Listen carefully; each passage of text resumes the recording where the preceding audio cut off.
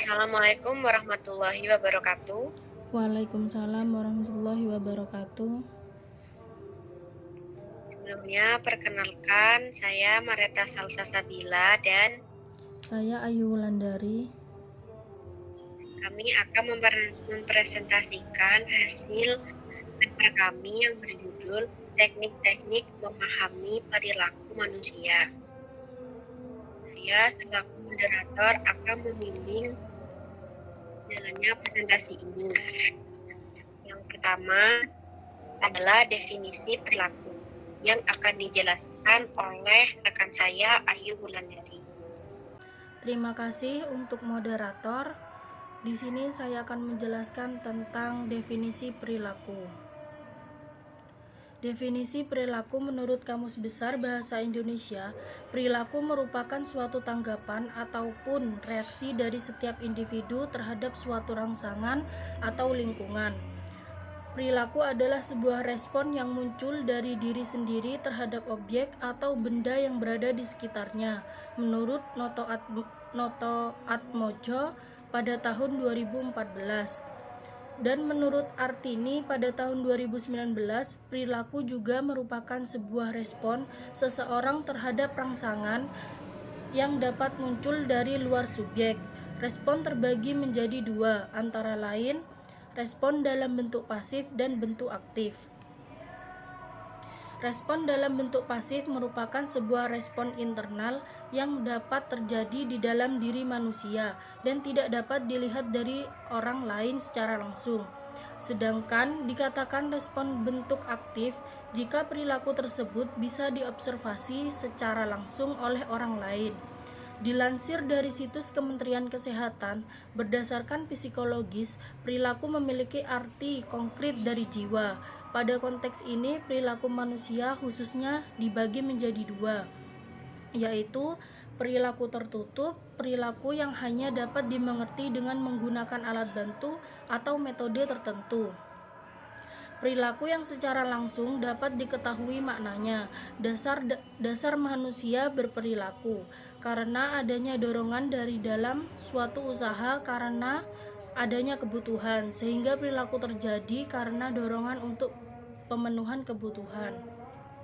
Dan dapat disimpulkan, perilaku adalah kegiatan atau aktivitas manusia yang timbul karena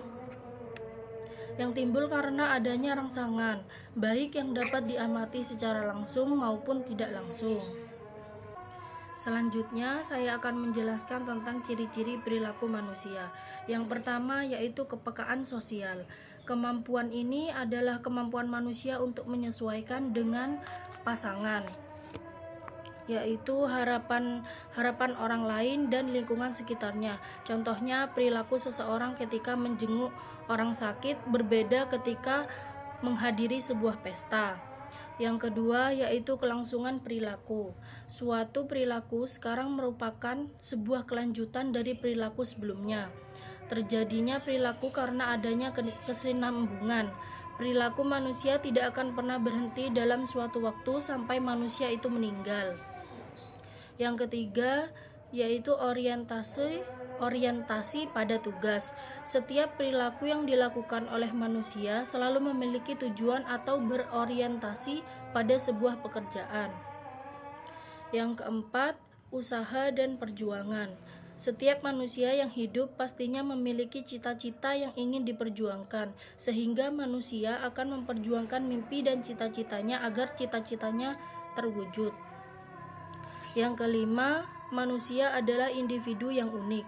Setiap manusia memiliki ciri-ciri, sifat, watak, dan kepribadian yang berbeda-beda, serta menjadikan manusia menjadi pribadi yang unik. Terlebih memiliki pengalaman dan masa lalunya sendiri-sendiri. Selanjutnya adalah proses pembentukan perilaku. Menurut Abraham Maslow, perilaku manusia dipengaruhi oleh tingkat kebutuhannya atau hierarki kebutuhan dasar. Terdapat 5 level kebutuhan dasar manusia, yaitu yang pertama kebutuhan fisiologis, yang kedua kebutuhan makan, minum, tidur, pakaian, dan lainnya. Yang ketiga yaitu kebutuhan akan rasa aman, keamanan, stabilitas, keteraturan, dan lain-lain. Yang keempat, kebutuhan sosial, kebutuhan rasa memiliki dan kasih sayang, afektif keluarga, relasi, dan sebagainya. Yang kelima, yaitu kebutuhan akan penghargaan, kebutuhan pencapaian status, tanggung jawab, reputasi, dan lainnya. Yang terakhir, yaitu kebutuhan akan aktualisasi diri, kebutuhan untuk pengembangan diri, pemenuhan ideologi, dan lain-lain. Selanjutnya, yaitu cara memahami perilaku manusia menurut psikologi akan dijelaskan oleh Mareta Salsabila. Saya akan menjelaskan tentang cara memahami perilaku manusia menurut psikologi. Manusia memang memiliki pikiran yang beraneka ragam. Bahkan banyak yang mengatakan bahwa pikiran manusia layaknya lubang yang tidak pernah diketahui kedalamannya. Hal inilah yang menimbulkan perbedaan dan pertikaian, namun juga menimbulkan harmonisasi karena masing-masing kekurangan ditutupi dengan kelebihan yang berbeda-beda. Berikut kita akan membahas mengenai cara menangani orang menurut psikologi. Dari sisi psikologi, pemahaman orang ada banyak dan semua bisa kita pelajari serta aplikasikan terlepas buruk atau baiknya. Yang pertama yaitu perhatikan gerak tubuhnya. Gerak tubuh tidak akan pernah berbohong. Kalaupun berbohong, yang harus kita ketahui yaitu gerak tubuh akan bekerja dengan ekstra untuk menutupi kebohongan. Sehingga untuk memahami seseorang, kita bisa melihat gerak tubuhnya. Mereka yang bekerja dengan lambat tentu akan memiliki gerakan yang lambat juga. Tidak mungkin kerjanya lambat namun gerakan tubuhnya sigap. Itu adalah dua karakter yang berkebalikan atau opposite. Yang kedua adalah bagaimana mereka berbicara. Berbicara merupakan salah satu takaran seseorang dengan kondisi yang baik, tidak baik, sedang dalam tekanan, membual, berpengalaman, gugup, dan sebagainya. Mereka berbicara membantu kita dalam memahami orang lain, meskipun tidak 100% tahu. Seperti yang harus kita pahami, manusia memang memiliki lidah yang tidak bertulang, namun bisa lebih tajam dibandingkan pisau. Pembicaraan bisa lebih berbahaya dibandingkan tindakan. Yang ketiga, ada memberikan pertanyaan. Memberikan pertanyaan bisa jadi cara ampuh untuk mengetahui dan memahami orang lain. Namun jika penyampaian kita salah dan kesannya seperti menginterogasi atau pertanyaannya panjang yang seolah-olah kita ingin tahu kehidupan orang lain. Memberikan pertanyaan sedikit namun mendalam lebih bagus dibandingkan banyak dan mengambang. Yang keempat yaitu pahami sudut pandang. Setiap orang memiliki sudut pandang yang berbeda, layaknya berdiri di sebuah gedung. Biasanya gedung inilah yang berbeda-beda setiap orang. Untuk bisa memahami orang lain, kita harus berpikiran sama atau berada di sudut pandang yang sama. Sekedar memahami bukan masalah yang penting, kita tidak perlu terbawa sudut pandang tersebut. Apalagi jika hal tersebut termasuk buruk untuk kita. Cara melihat karakter seorang menurut psikologi bisa membantu memahami sudut pandang. Yang kelima yaitu lemparkan sebuah isu atau masalah. Masalah menekan banyak hal termasuk pikiran seseorang. Seberapa jernih dan bagaimana mereka menanggapi dan menemukan solusi dari sebuah masalah bisa jadi bantuan besar untuk Anda memahami orang tersebut. Yang selanjutnya adalah diajak bercanda. Maksudnya setiap orang itu memiliki pandangan yang berbeda. Kita bisa memahami seseorang dari candaannya. Ada yang kaku, ada yang senang mengobrol, dan bisa bercanda dengan sikapnya yang cuek dan membawa segala hal berbagai sesuatu yang biasa saja. Yang selanjutnya ada fokus akan satu hal. Fokus akan satu hal dapat kita jadikan acuan untuk memahami orang lain.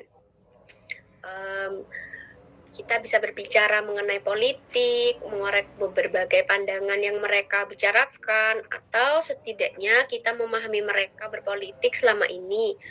Atau misalnya kita memahami dengan cara mengenai sebuah daerah tempat makan yang rasanya enak, maka mereka akan memberikan pandangan dan selera mereka yang mereka miliki. Disitulah kita bisa memahami sifat dan karakter orang lain. Yang selanjutnya adalah kenali hal yang disuka dan tidak suka. Ada yang senang, contohnya ada yang senang keindahan, ada yang suka kerapian, dan segala hal yang teratur membuat kita tahu bahwa karakter orang tersebut adalah rapi dan juga sesuai dengan planning atau rencana. Yang selanjutnya adalah perlihatkan hal baik dan buruk.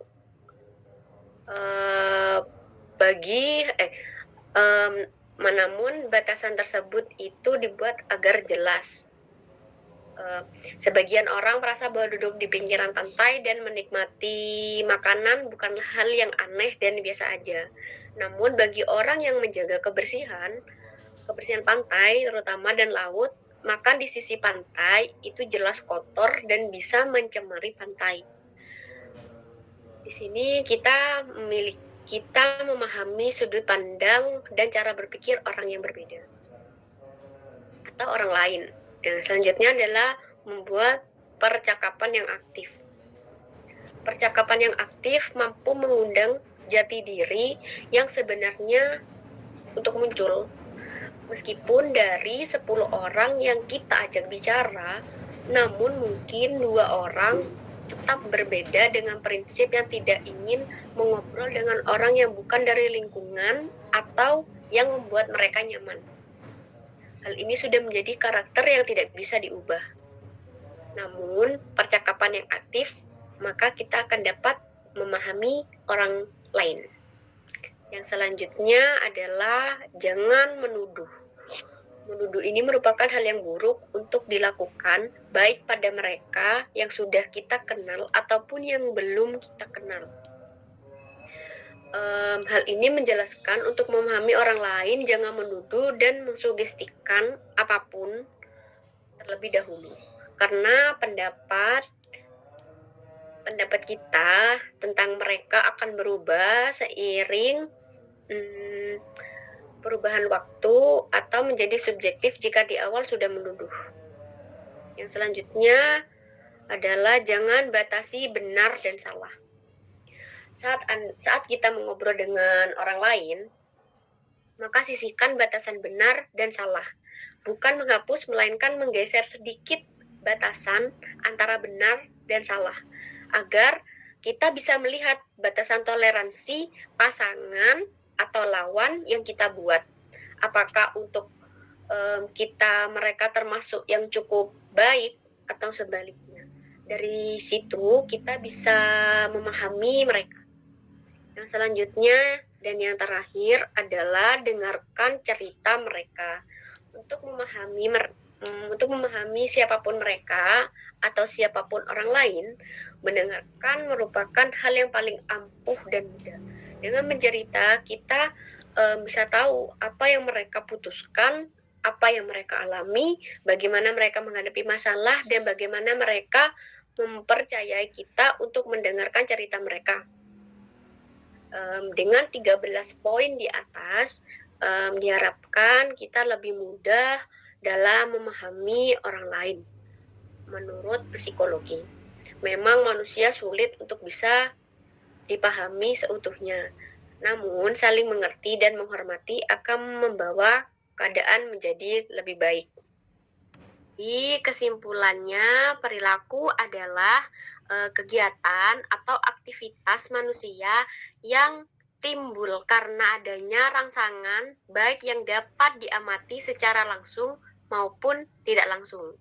Pada konteks ini, perilaku manusia khususnya dibagi menjadi dua, yaitu perilaku tertutup dan perilaku terbuka. Menurut Sarlito Wirawan Sarwono tahun 1983 dalam bukunya Pengantar Umum Psikologi, ciri-ciri manusia yang membedakan dengan makhluk lain adalah kepekaan sosial, kelangsungan perilaku, orientasi pada tugas, usaha, dan perjuangan. Tiap individu adalah unik. Adapun cara memahami orang menurut psikologi. Dari sisi psikologi, pemahaman orang ada banyak dan semuanya bisa kita pelajari serta aplikasikan terlepas buruk ataupun baiknya.